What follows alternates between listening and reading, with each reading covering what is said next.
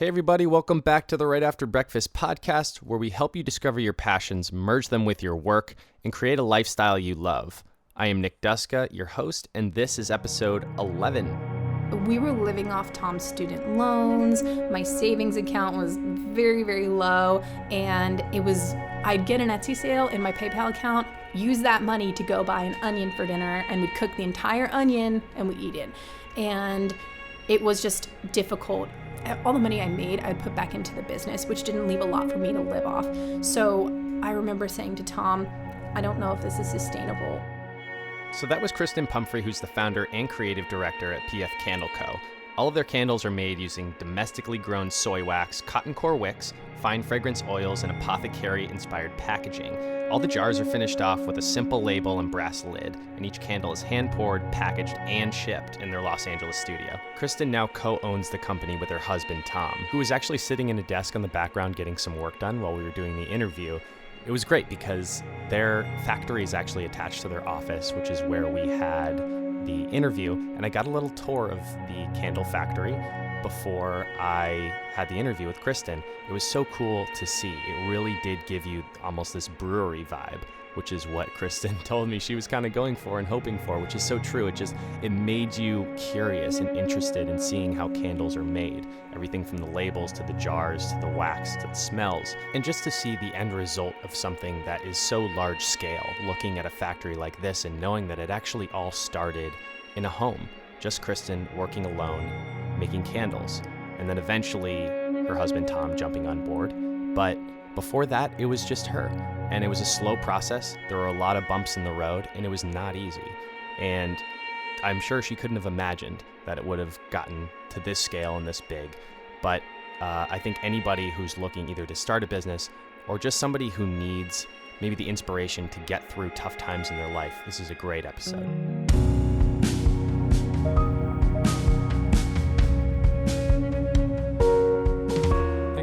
Podcast, Kristen. Well, thank you so much for having me. It's an honor. Yeah, no problem. So PF Candle Co. Let's just start right off the bat with that. What does that stand for, your company? So PF stands for Pumpphreys. A lot of people were very confused when I first started making candles because they thought that the candles were actually made of French fries. That's why we started going by PF instead of Pumpphreys Candle Co. Basically, when I founded my business, I was 22. MySpace was still a thing, and I had my username on MySpace as Kristen Pumphrey because it sounds like my last name, which is Pumphrey. So I started a blog called Pumpphreys, not really realizing that it was going to turn into a mini candle empire, but here we are 10 years later. Wow. So the blog was it about candles, or was the blog, what was the blog? The blog was about DIY. This was 2007, and I think I started it in 2006 under a different name, converted in 2007 to Pumpphreys, and it was DIY projects, my life when I lived in Brooklyn. This was when Etsy was first starting too, so that was a huge source of inspiration for me as well. So what was it about DIY stuff that intrigued you? Why DIY blogs? I just got obsessed with this magazine called Ready Made. I don't think it's a magazine anymore, but probably because I was young and didn't have a lot of money to spend, you could learn how to make your own furniture. You could learn how to make your own candles. One of the first items that I sold were book safes, where I'd take old books and hollow the inside out. And I learned that from a tutorial in a Ready Made magazine. I perfected it over the years, though, because I started using a saw instead of an X-Acto blade to cut the books. But I was really just drawn to the aspect of creating something from scratch. Mm-hmm. Was doing like handmade projects and things of that nature, was that something you had your eyes on when you were young, going into school? Was that always something you had? Yeah, sure. I learned to knit when I was probably 10 or 11. I learned to make candles when I was 12. I've always really loved craft projects. Michael's was kind of my zone when I was in high school. I even scrapbooked. It's very dorky to admit that, but I loved all manner of making things. So when the handmade resurgence was happening around that time, I was like, yes, this is my jam. This is exactly what I'm into. So was that what you went into the workforce doing right away? Actually, it is. I had a few odd jobs. I worked at a boutique and a Chinese restaurant, but when I got my first kind of big girl job, I was an editorial assistant at a craft magazine, and I started as an intern. I pitched myself. I just basically said, here's what I love to make. I sent along a sample of items, and they hired me as an intern, and then I got hired on as an editorial assistant. So the magazines were a magazine called Adorn, Knit One, and Vogue Knitting. And I was editorial assistant for 4 or 5 magazines, but the main one was Adorn. And we basically just, as the title suggests, adorned things, embellished things, and it folded in 2008, and I ended up losing my job. Oh, okay. Yeah. So you're out of a job. What happens? Well, I remember my boss, the VP of the company, sitting across from me right as I'm getting let go and just saying, well, what do you want to do now? I was really inspired by the people that I wrote about for the magazine. They were making a living making things by hand. And I was like, I want to go do that. So at the time, Austin was kind of this craft mecca. And I thought, I'm going to move to Austin. I think I might have told her that, actually, which I can't believe I had that foresight in the moment. Yeah. I think I'm going to go move to Austin now. So about a month after I lost my job, I moved to Austin. Was that a scary thing? Were you leaving family? Were you kind of just completely going out there on your own? You know, in New York, I had a lot of friends, but my family lived on the East Coast in Virginia. So my family wasn't really in New York. And New York is a brutal place. The winters are brutal. It's brutal to just be a person there, I feel. Mm-hmm. It's a tough city. It definitely shaped who I am, but I was looking to be a slightly bigger fish. And I had 2 really close friends that lived in Austin. So I had a landing pad. Yeah. So once you got to Austin, you were ground zero here. What was your first step that you remember to starting PF? Okay. So let's see. I had the blog. And the funny thing is, one of my really close friends there, she and I started making things together and said, let's start a business together. So I was still doing Pumphrey's the blog, but kind of put Pumphrey's the business, selling things at craft fairs, on the back burner. Because I'd started doing that in New York, put that to the side, and started a business called Haunted Housewares. And we made state-shaped pillows, and the front was an old plaid shirt, and the back was denim. Cool. Nice. In Texas, it's state pride, it's Texas pride, so it's kind of just tapping right into that Americana. My friend and I had really different ideas about what we wanted to do for the business. I really wanted to run a business, and she thought this would be really, really fun to pick up some extra cash on the sides. She was a musician, a really great musician, but we one day had kind of a tiff over who was going to work a show selling these pillows, and then she was like, I don't think we want the same thing. So we disbanded, and I refocused on PF, and one of the first things that I did was filing as a business in the state of Texas. Okay. So with these pillows, was this a conscious decision to like tap into a market that you felt like wasn't being tapped into, or was it just kind of like, we have an idea and you just launched it? Yeah, it was definitely we have an idea, and people were like, those are really cute. Yeah. But did they sell that well?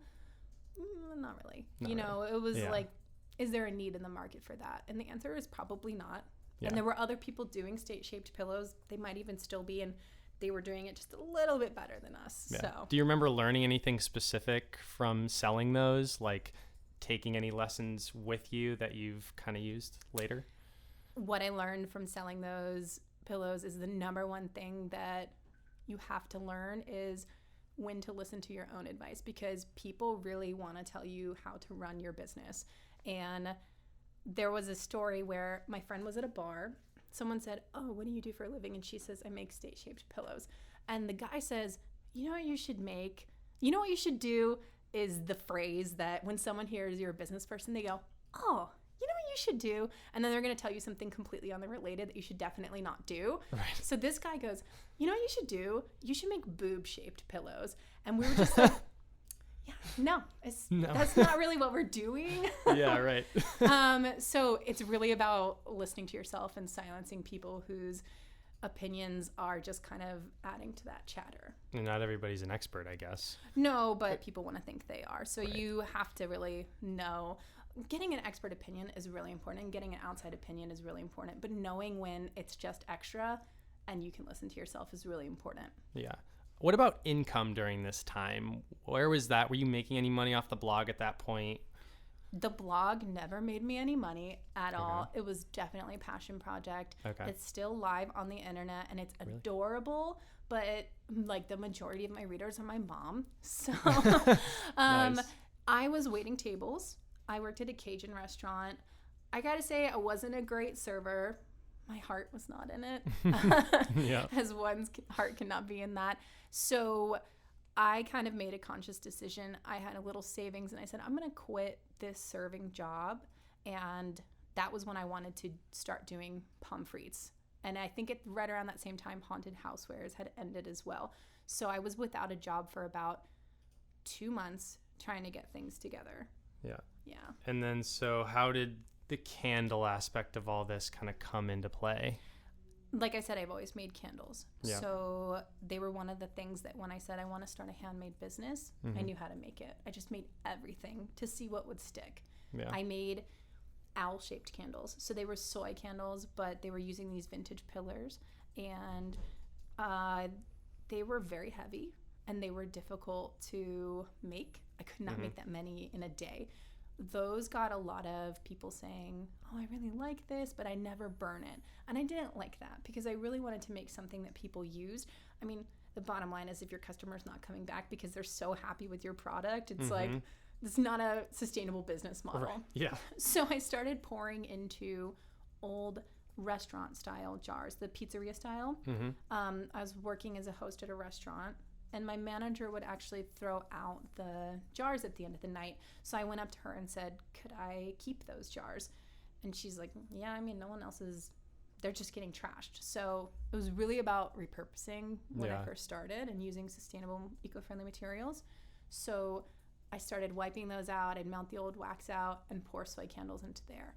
People started responding to the candle itself, not just the fact that it was eco-friendly or in this vintage jar, and I realized I needed to be able to keep up with the demand for a candle and have a more reliable source than the ones I could take at the end of my shift. Right. And was there any specific reason that you went for candles over any other handmade craft?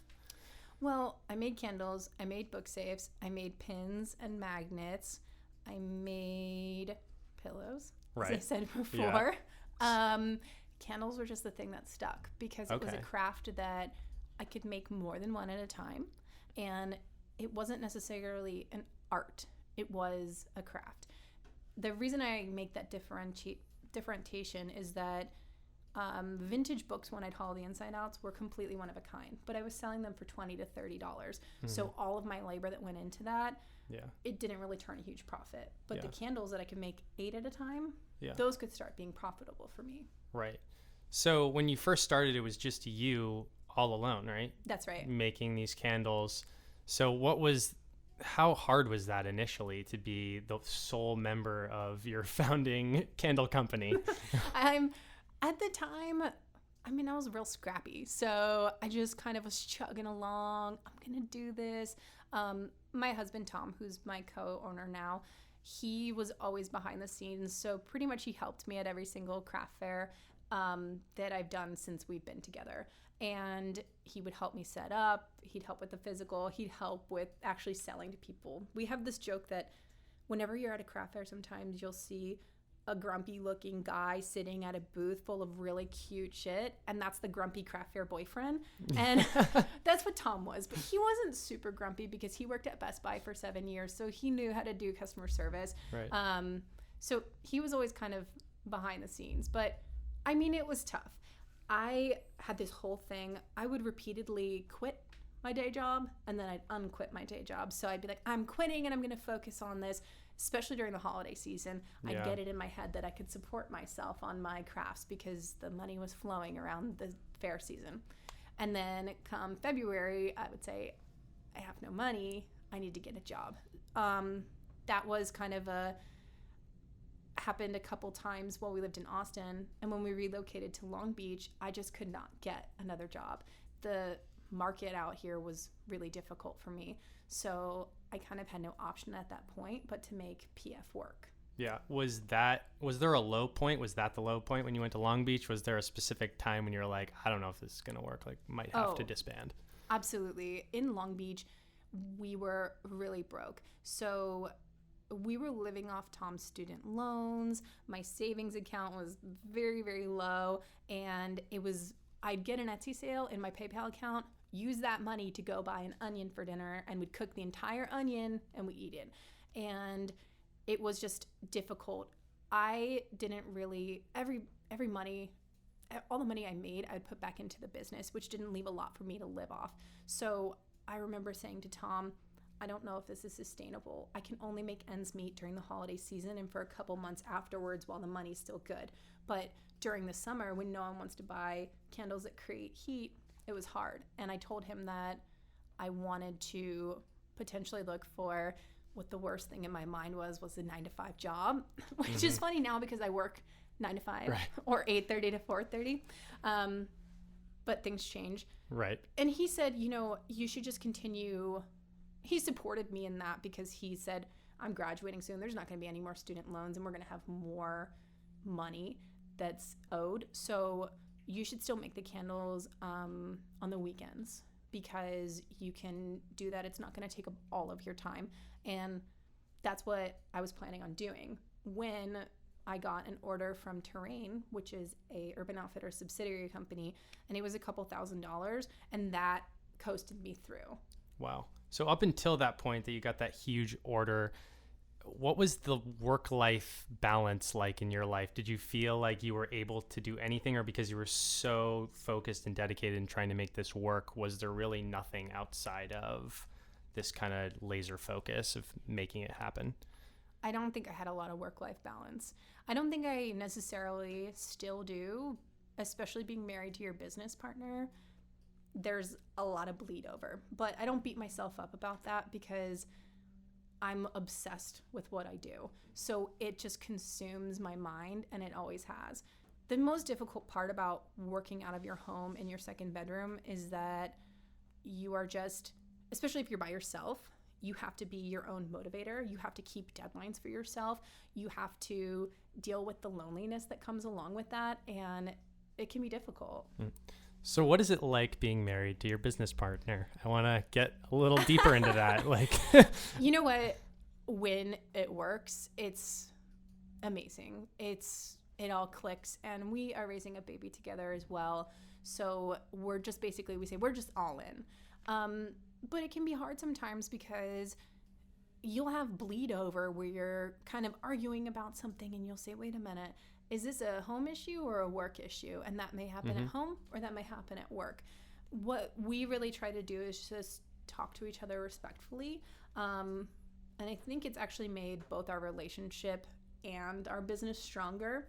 But it's not for the faint of heart. It's not for the person who's like, it's like when getting married, the advice someone, whenever you get married, it's not going to fix it. So if your relationship is in trouble, don't start a business together. That's not a good idea.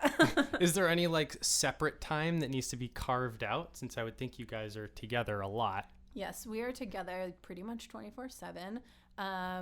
We'll have some separate times. So Tom likes to ride his bike and I love to do ballet. So we'll have that separate time. But honestly, a lot of our time now is spent with our daughter. So we just both really love to be with her, and she's kind of provided a really great attention for our focus to be. Yeah. So PF Candle Co. has now grown since that initial big order. What kind of happened after that order? Did things just kind of domino effect from that? Is that how you explain it? Just from that one big order? I would explain a domino effect from an order we got from West Elm later in the year. So we got the Terrain order, or it was still me at that point. And Tom helped me make that first order, and his knowledge of shipping from working at Best Buy in the warehouse was so great. I don't know how I would have done it on my own, because for a person who's never worked in that area, shipping is really confusing. You feel like from all these big companies, there's all these rules and you don't want to mess anything up, but it's all going to be fine. So I, after that, was able to kind of roll through. I started getting picked up by boutiques. I started getting some notoriety in some places. And I did a pop-up at West Elm in conjunction with Etsy. So at the pop-up, the person who was running the Instagram account for West Elm took a picture of our candles and put it on their Instagram.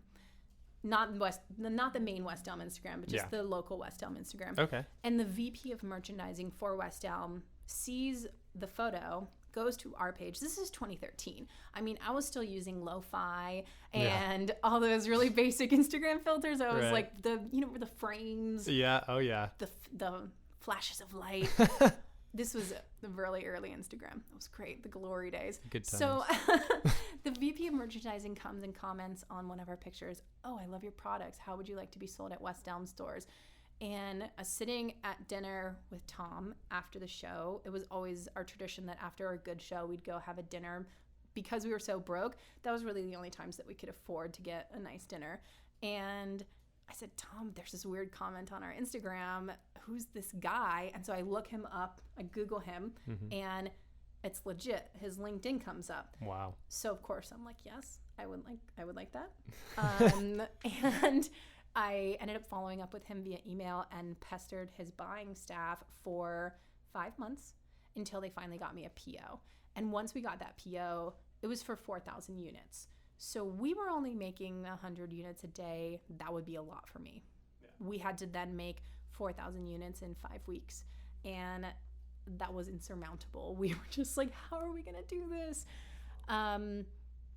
We got back from our honeymoon, worked 2 retail shows back to back, which helped fund our first PO. We maxed out all of our credit cards buying supplies for this first PO for the 4,000 units. We even had to basically say, okay, I can only buy 1,000 jars here. And then when I got a few more orders in the month, I'd buy 1,000 more jars. But after that, things really did start to steamroll because we had the money from that PO. We took it, put it back into the business, and hired a staff the following year. So it's interesting. The reason that you guys kind of took off was not the smell of your candles, but the look, I guess, right? Yeah, because it was, I think which so. is interesting. And I mean, I would assume you probably put a lot of time and effort into the look, and your candles look really, really cool. What was like the creative process behind the look of your candle? I originally had a different label that was made by a friend of mine in Austin, but I wanted something that felt a little bit more authentic to me, that I designed. But my design skills are very limited. So I took a stamp from Staples and stamped the labels, hand stamped the labels for the first 1.5 years of business. And that is where the look of the candles come from. It is actually a stamp. We actually scanned the stamp and now get the labels printed for us. But all of the artifacts that are in there are from the original stamp. And our art director actually built us basically a font out of that stamp. That's cool. Does that kind of stuff take a long time? Do you wrestle with that a lot, like the look of certain things? It can be difficult. We just designed some packaging for new items. We were releasing like room sprays and incense. And it really is this minutia of, oh, just move that up just a tiny bit, move that down, okay, shrink that design 10%. But I'm very particular about the way things look because I know that it is a huge selling point of our product. Yeah. I know now that you guys have gotten so much bigger and grown a lot, I know the difference between starting something that's just you and, you know, your husband and then going to something on this big of a scale, it probably feels like something completely different, even though it's the same candles. Have you enjoyed that process of expansion, or has there been parts of it that you haven't liked as much versus what you were at? I'm going to be honest. It's difficult sometimes because my dream was just to support myself. My dream was to ride in a Volkswagen bus around the country and sell candles out of the back of it. And then when Tom came on board, I said, okay, my dream is to support the 2 of us. So we just kind of grew so rapidly that the company we are today, I'm like, oh my gosh, we're supporting 26 people here. And going from being a host at a restaurant to a CEO of a company where I have to learn how to manage people, learn how to make people happy, and have totally different priorities than what my original intention was when I started and wanted to own my own business. It's a major shift. I think that with great risk comes great reward, that phrase, and the rewards are greater now that our company is bigger. But we face just totally different issues than we did when it was just the two of us. When it was just the two of us, the issues were, how are we going to make rent this month? You know, when it's bigger now, it's, okay, how do we make sure this person feels engaged? How do we make sure that we're communicating well with the different aspects of our company and everybody's on the same page about this product we're releasing? Yeah. Is there any like good way to do that? I know a lot of people probably start the way you guys did and are just hoping to kind of support themselves doing what they love to do. Is there a way to kind of, I guess, keep it to that point? Or once things start growing, do you kind of just grow with it and let it happen? I mean, can you control stuff like that? I don't know, because I chose not to control it. Yeah. I just felt like I may never get this opportunity again. So I just have to say yes to every opportunity. I have friends that have businesses that are smaller than ours in terms of their distribution and their staff. And I've had people say to me, I'm keeping it this size. And they're really, really happy with it that size. So you may choose to have longer lead times. You may choose to raise your prices. And it definitely, I can see how that would be a choice you could make at a certain point. Yeah. Are there any things that you can recall over kind of a long period of time, all the way back to when you started this, like habits or anything that you feel like you've done on a regular basis that's helped this succeed, whether it's just something every day or whether it's a mindset that you had? Do you think that anything like that has helped this grow to where it is now? I think that we've always been really, really responsive for our customers. I took a service industry mindset into a retail industry.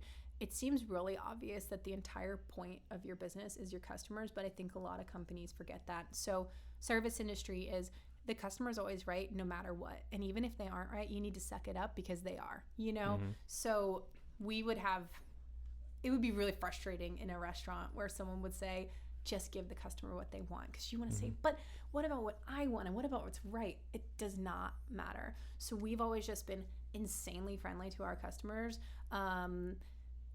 We remember them. We give them discounts if they come back time and time again. We've had customers that shop with us for years, since I was still Pumpphreys. Yeah. Not even Pumphrey's Candle Co., but when I was still Pumphrey's. So having that connection and really just caring about them and knowing that they're the reason why you do anything, I think that's separated us. Yeah.